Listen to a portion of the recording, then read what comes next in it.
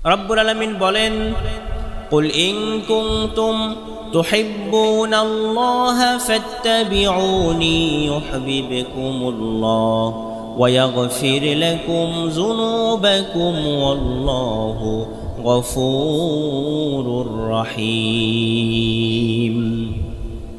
আল্লাহকে যে পাইতে চায়, হাজরাতকে ভালোবেসে, আরশ কুরসি লৌহ কলম না চাইতে পেয়েছে সে।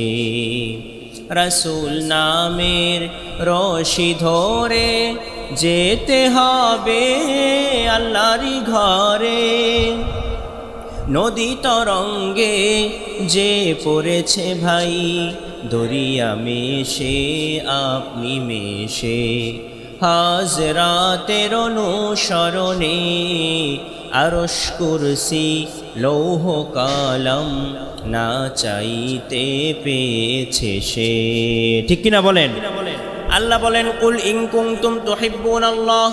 আল্লাহ বললেন, নবী আপনি বলে দেন, যদি পৃথিবীর মানুষ আপনার উম্মতেরা যদি আমি আল্লাহর ভালোবাসা পেতে চায়, ফাত্তাবিউনি ইউহিব্বুকুমুল্লাহ, তাহলে তারা যেন আমি নবীকে ভালোবাসে।